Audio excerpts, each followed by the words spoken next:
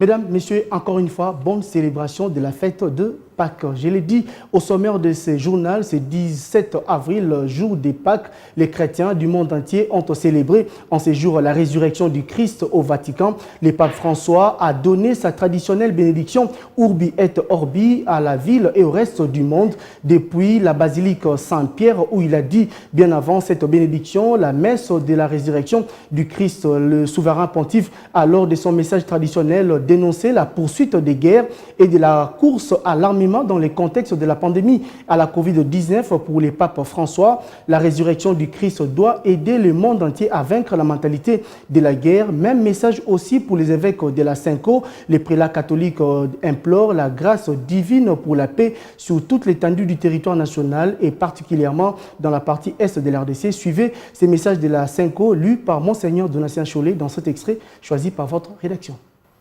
La Pâque nous dit que l'homme est fait pour la vie et non pour la mort.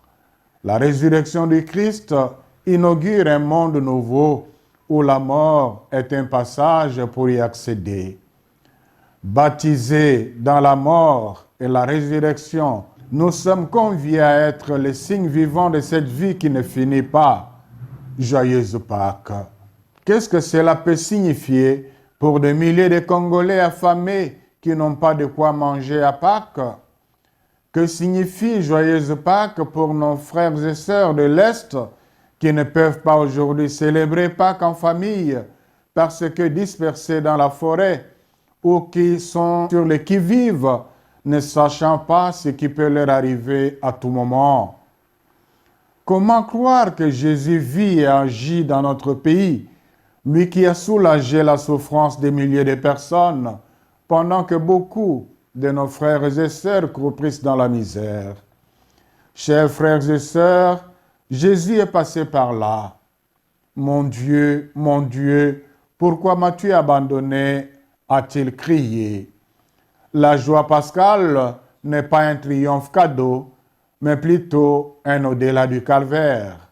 C'est le bout d'un chemin pas toujours agréable. Nous partagerons avec le Christ la vie du ressuscité seulement si nous suivons le chemin qu'il nous a indiqué, l'amour, la miséricorde, l'humilité qui comporte parfois l'humiliation, le courage de dire non au diable ou à ses disciples.